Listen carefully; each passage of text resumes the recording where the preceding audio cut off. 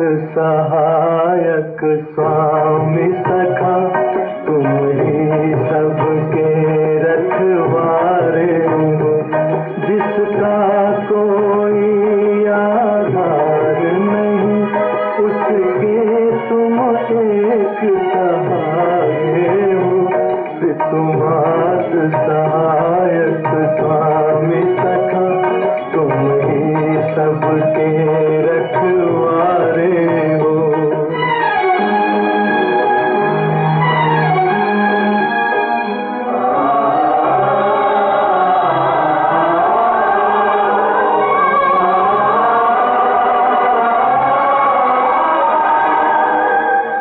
तेरी लीला अपरंपार प्रभु, तेरी महिमा सबसे न्यारी है।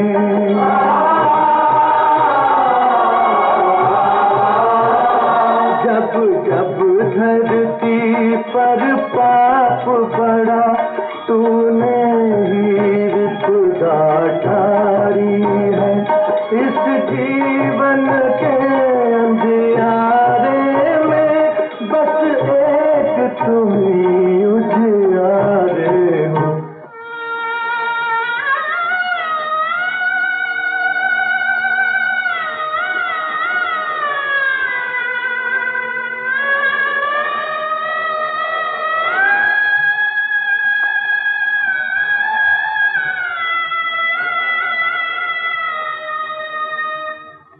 एक नाम तेरा ही सच्चा है, बाकी सब झूठी माया है।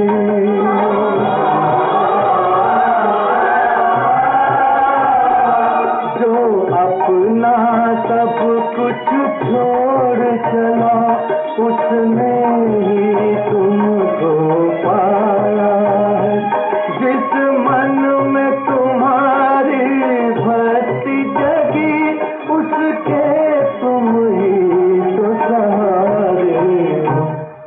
तुम्हार सहायक स्वामी सखा, तुम ही सबके रखवारे हो। जिसका कोई आधार नहीं, उसके तुम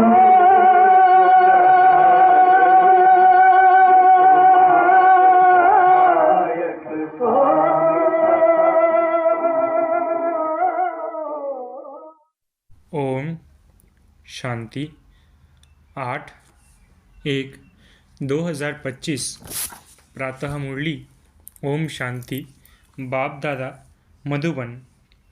बाबा आज कह रहे हैं, मीठे बच्चे, बाप की श्रीमत तुम्हें 21 पीढ़ी का सुख दे देती है। इतनी न्यारी मत बाप के सिवाय कोई दे नहीं सकता। तुम श्रीमत पर चलते रहो।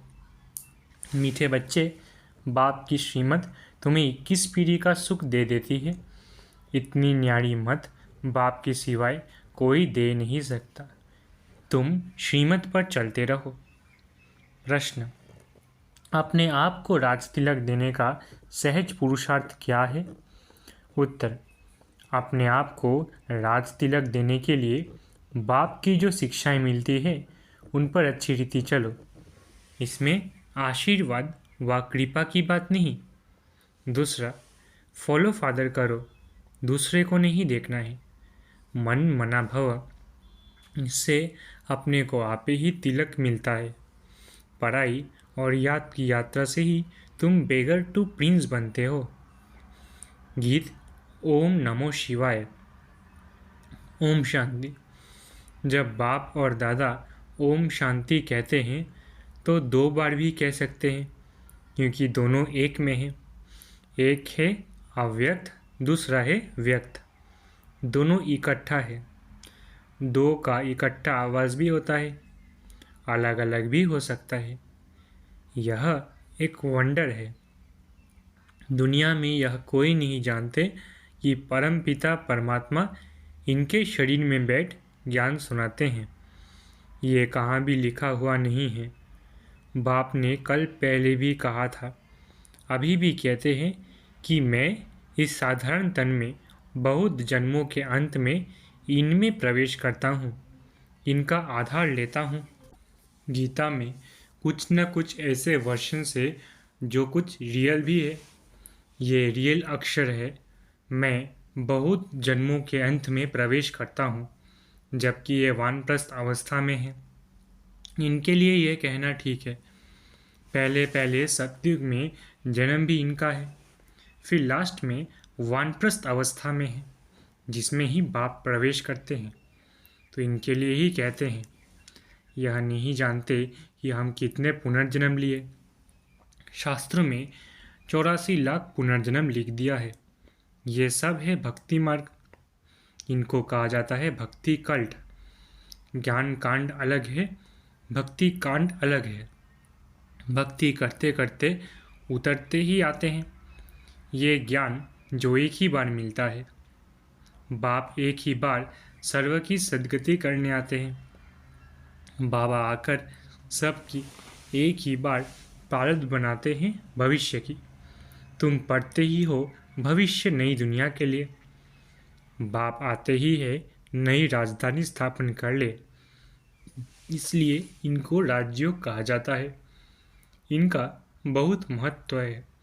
चाहते हैं भारत का प्राचीन राज्य कोई सिखलावे, परंतु आजकल ये सन्यासी लोग बाहर जाकर कहते हैं कि हम प्राचीन राज्य सिखलाने आए हैं। तो वो भी समझते हैं हम सीखे, क्योंकि समझते हैं योग से ही पैराडाइज स्थापन हुआ था। बाप समझाते हैं योग बल से तुम पैराडाइज के मालिक बनते हो। पैराडाइज स्थापन किया है बाप ने।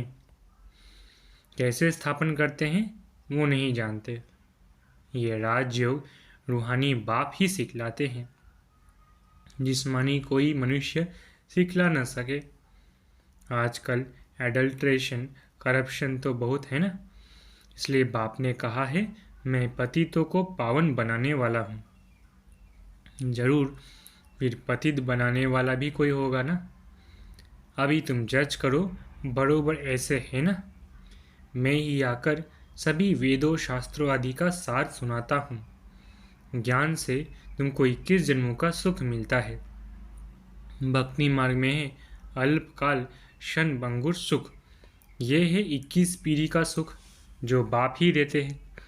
बाप तुमको सदगति देने के लिए जो श्रीमत देते हैं वो सबसे न्यारी है। ये बाप सबकी दिल लेने वाला है। जैसे वो जड़ दिल वाला मंदिर है, ये फिर है चैतन्य दिल वाला मंदिर। एक्यूरेट तुम्हारी एक्टिविटी के ही चित्र बने हैं। इस समय तुम्हारी एक्टिविटी चल रही है। दिल वाला बाप मिला है सर्व का सद्गति करने, सर्व का दुख हरकर सुख देने वाला। कितना ऊंचते ऊंच गाया हुआ है। ऊंचते ऊंच है भगवान शिव की महिमा। भल चित्रों में शंकर आदि के आगे शिव का चित्र दिखाया है। वास्तव में देवताओं के आगे शिव का चित्र रखना तो निषेध है। वो तो भक्ति करते नहीं। भक्ति न देवताएं करते न सन्यासी कर सकते हैं। वो है ब्रह्म ज्ञानी, तत्वज्ञानी। जैसे ये आकाश तत्व है, वैसे वो ब्रह्म तत्व है। वो बाप को तो याद करते नहीं, न उनको ये महामंत्र मिलता है। ये महामंत्र बाप ही आकर संगम युग पर देते हैं। सर्व का सद्गति दाता बाप एक ही बार आकर मन मना भव का मंत्र देते हैं। बाप कहते हैं बच्चे, देह सहित देह के सब धर्म त्याग, अपने को अशरीरी आत्मा समझ मुझ बाप को याद करो। कितना सहज समझाते हैं।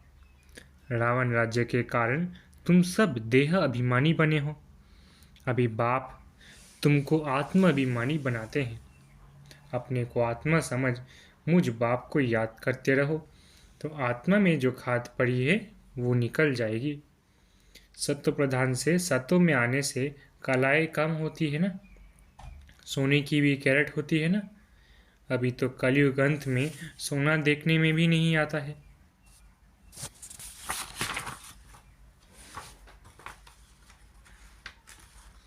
सतयुग में तो सोने के महल होंगे ना। कितना रात दिन का फ़र्क है। उसका नाम ही है गोल्डन एजेड वर्ल्ड। वहाँ ईंट पत्थर आदि का काम नहीं होता। बिल्डिंग बनते हैं तो उसमें भी सोना चांदी के सिवाय और कीचड़ पट्टी नहीं होती। वहाँ साइंस से बहुत सुख है। ये भी ड्रामा बना हुआ है। इस समय साइंस घमंडी है। सत्युग में घमंडी नहीं कहेंगे। वहाँ तो साइंस से तुमको सुख मिलता है। यहाँ है अल्पकाल का सुख, फिर इससे ही बड़ा भारी दुख मिलता है। बॉम्ब्स आदि ये सब विनाश के लिए बनाते ही रहते हैं। बॉम्ब्स बनाने के लिए दूसरों को मना करते हैं, फिर खुद बनाते रहते हैं। समझते भी है इन बॉम्ब से हमारी ही मौत होनी है, लेकिन फिर भी बनाते रहते हैं। तो बुद्धि मारी हुई है ना। ये सब ड्रामा में नूंद है। बनाने के सिवाय रह नहीं सकते। मनुष्य समझते हैं कि इन बॉम्ब से हमारा ही मौत होगा, परंतु पता नहीं कौन प्रेरित कर रहा है।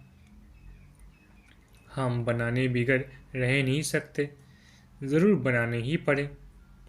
विनाश की भी ड्रामा में नूंद है। कितना भी भल कोई पीस प्राइज दे, परंतु पीस स्थापन करने वाला एक बाप ही है। शांति का सागर बाप ही शांति सुख पवित्रता का वर्षा देते हैं। सत्युग में है बेहद की संपत्ति। वहाँ तो दूध की नदियाँ बहती है। विष्णु को क्षीर सागर में दिखाते हैं। यह भेंट की जाती है। कहाँ वो क्षीर सागर, कहाँ ये विषय सागर। भक्ति मार्ग में फिर तालाब आदि बनाकर उसमें पत्थर पर विष्णु को सुला देते हैं। भक्ति में कितना खर्चा करते हैं, कितना waste of time, waste of money करते हैं। देवियों की मूर्तियाँ कितना खर्चा कर बनाते हैं, फिर समुद्र में डाल देते हैं, तो पैसे वेस्ट हुए ना। ये है गुड़ियों की पूजा। कोई के भी ऑक्यूपेशन का किसको पता नहीं है। अभी तुम किसके भी मंदिर में जाओ तो तुम हर एक का ऑक्यूपेशन जानते हो। बच्चों को मना नहीं है कहाँ भी जाने की। आगे तो बेसमझ बनकर जाते थे, अभी सेंसिबल बनकर जाते हो। तुम कहेंगे हम इनके 84 जन्मों को जानते हैं। भारतवासियों को तो श्री कृष्ण के जन्म का भी पता नहीं है। तुम्हारी बुद्धि में ये सारी नॉलेज है। नॉलेज सोर्स ऑफ इनकम है। वेद शास्त्र में कोई एम ऑब्जेक्ट नहीं है। स्कूल में हमेशा एम ऑब्जेक्ट होती है। इस पढ़ाई से तुम कितने साहूकार बनते हो। ज्ञान से होती है सद्गति। इस नॉलेज से तुम संपत्तिवान बनते हो। तुम कोई भी मंदिर में जाएंगे तो झट समझेंगे ये किसका यादगार है। जैसे दिलवारा मंदिर है, वो है जड़, ये है चैतन्य। हूबहू जैसे यहाँ झाड़ में दिखाया वैसे मंदिर बना हुआ है। नीचे तपस्या में बैठे हैं, ऊपर छत में सारा स्वर्ग है। बहुत खर्चे से बनाया हुआ है। यहाँ तो कुछ भी नहीं है। भारत 100% सॉल्वेंट पावन था, अभी भारत 100% इंसॉल्वेंट पतित है, क्योंकि यहाँ सब विकार से पैदा होते हैं। वहाँ गंदगी की बात नहीं होती। गरुड़ पुराण में रोचक बात इसलिए लिखी है कि मनुष्य कुछ सुधरे, परंतु ड्रामा में मनुष्यों का सुधरना है नहीं। अभी ईश्वरीय स्थापना हो रही है। ईश्वर ही स्वर्ग स्थापन करेंगे ना। उनको ही हेवनली गॉडफादर कहा जाता है। बाप ने समझा है वो लश्कर जो लड़ते हैं वो सब कुछ करते हैं राजा रानी के लिए। यहाँ तुम माया पर जीत पाते हो अपने लिए। जितना करेंगे उतना पाएंगे। तुम हर एक को अपना तन मन धन भारत को स्वर्ग बनाने में खर्च करना पड़ता है। जितना करेंगे उतना पाएंगे। यहाँ रहने का तो कुछ है नहीं। अभी के लिए ही गायन है, किनकी दबी रहेगी धूल में आधी आधी। अभी बाप आया हुआ है उनको राज्य भाग्य दिलाने। कहते हैं अब तन मन धन सब इसमें लगा दो। इसने अर्थात ब्रह्मा ने सब कुछ न्यौछावर कर दिया ना। इनको कहा जाता है महादानी। विनाशी धन का दान करते हैं तो अविनाशी धन का भी दान करना होता है। जितना जो दान करे, नामी ग्रामी दानी होते हैं तो कहते हैं फलाना बड़ा फिलेंथ्रोपिस्ट था, नाम तो होता है ना। वो इनडायरेक्ट ईश्वरत्व करते हैं, राजाई नहीं स्थापन होती है। अभी तो राजाई स्थापन होती है, इसलिए कंप्लीट फिलेंथ्रोपिस्ट बनना है। भक्ति मार्ग में गाते भी है हम वाड़ी जाएंगे। इसमें खर्चा कुछ नहीं है। गवर्नमेंट का कितना खर्चा होता है। यहाँ तुम जो कुछ करते हो अपने लिए, फिर चाहे 8 की माला में आओ, चाहे 108 में, चाहे 16,108 में, पास विद ऑनर बनना है। ऐसा योग कमाओ जो कर्मातीत अवस्था को पालो, फिर कोई सज़ा ना खाओ। तुम सब हो वॉरियर्स। तुम्हारी लड़ाई है रावण से, कोई मनुष्य से नहीं है। नापास होने के कारण 2 कला कम हो गई। त्रेता को 2 कला कम स्वर्ग कहेंगे। पुरुषार्थ तो करना चाहिए ना, बाप को पूरा फॉलो करने का। इसमें मन बुद्धि से सरेंडर होना होता है। बाबा ये सब कुछ आपका है। बाप कहेंगे ये सर्विस में लगाओ, मैं जो तुमको मत देता हूँ वो कार्य करो। यूनिवर्सिटी खोलो, सेंटर्स खोलो, बहुतों का कल्याण हो जाएगा। सिर्फ ये मैसेज देना है, बाप को याद करो और वर्षा लो। मैसेंजर पैगंबर तुम बच्चों को कहा जाता है। सबको ये मैसेज दो कि बाप ब्रह्मा द्वारा कहते हैं कि मुझे याद करो तो तुम्हारे विकर्म विनाश होंगे, जीवन मुक्ति मिल जाएगी। अभी है जीवन बंद, फिर जीवन मुक्त होंगे। बाप कहते हैं मैं भारत में ही आता हूँ। ये ड्रामा अनादि बना हुआ है। कब बना, कब पूरा होगा, ये प्रश्न नहीं उठ सकता। ये तो ड्रामा अनादि चलता ही रहता है। आत्मा कितनी छोटी बिंदी है, उसमें ये अविनाशी पाठ नूंधा हुआ है। कितनी गुह्य बातें हैं। स्टार मिसल छोटी बिंदी है। माताएं भी यहाँ मस्तक पर बिंदी देती है। अभी तुम बच्चे पुरुषार्थ से अपने आप को राज तिलक दे रहे हो। तुम बाप की शिक्षा पर अच्छी रीति चलेंगे तो जैसे कि तुम अपने को राज तिलक देते हो। ऐसे नहीं कि इसमें आशीर्वाद व कृपा होगी, तुम ही अपने को राज तिलक देते हो। असल में ये राज तिलक है। फॉलो फादर करने का पुरुषार्थ करना है, दूसरों को नहीं देखना है। यह है मन मना भव, जिससे अपने को आप ही तिलक मिलता है, बाप नहीं देते हैं। ये है ही राजयोग। तुम बेगर टू प्रिंस बनते हो तो कितना अच्छा पुरुषार्थ करना चाहिए, फिर इनको भी फॉलो करना है। ये तो समझ की बात है ना। पढ़ाई से कमाई होती है। जितना जितना योग उतनी धारणा होगी। योग में ही मेहनत है, इसलिए भारत का राजयोग गाया हुआ है। बाकी गंगा स्नान करते करते तो आयु भी चली जाए तो भी पावन बन ना सके। भक्ति मार्ग में ईश्वर अर्थ गरीबों को देते हैं। यहाँ फिर खुद ईश्वर आकर गरीबों को ही विश्व की बादशाही देते हैं। गरीब निवाज है ना। भारत जो 100% सॉल्वेंट था वो इस समय 100% इंसॉल्वेंट है।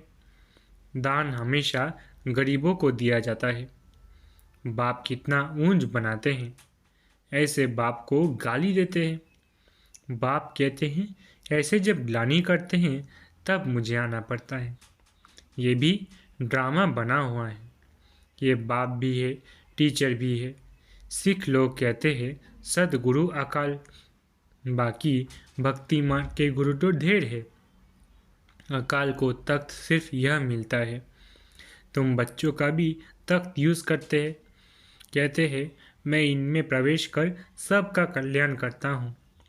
इस समय इनका ये पार्ट है। ये बड़ी समझने की बातें हैं, नया कोई समझ ना सके। अच्छा, मीठे मीठे सिकिलदे बच्चों प्रति माता पिता बाप दादा का याद प्यारा गुड मॉर्निंग। रूहानी बाप की रूहानी बच्चों को नमस्ते। हम रूहानी बच्चों की रूहानी माता पिता बाप दादा को याद प्यार गुड मॉर्निंग और नमस्ते नमस्ते नमस्ते। धारणा के लिए मुख्य सार। पहला, अविनाशी ज्ञान धन का दान कर महादानी बनना है। जैसे ब्रह्मा बाप ने अपना सब कुछ इसमें लगा दिया, ऐसे फॉलो फादर कर राजाई से ऊंच पद लेना है। दूसरा, सजाओं से बचने के लिए ऐसा योग कमाना है जो कर्मातीत अवस्था को पाले।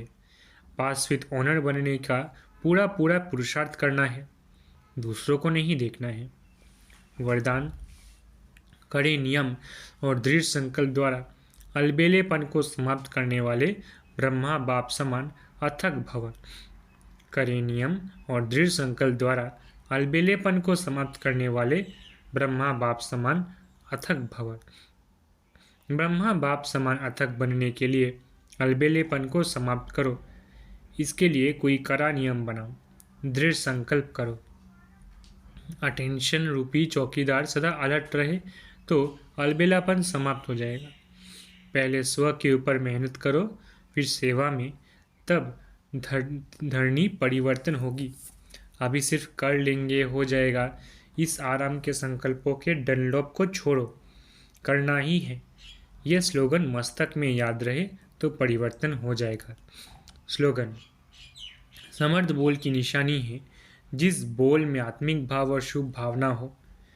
समर्थ बोल की निशानी है जिस बोल में आत्मिक भाव और शुभ भावना हो। अपनी शक्तिशाली मनसा द्वारा सकाश देने की सेवा करो। जितना जितना समय समीप आता जा रहा है उतना व्यर्थ संकल्प भी बढ़ रहे हैं, लेकिन ये चुकतू होने के लिए बाहर निकल रहे हैं।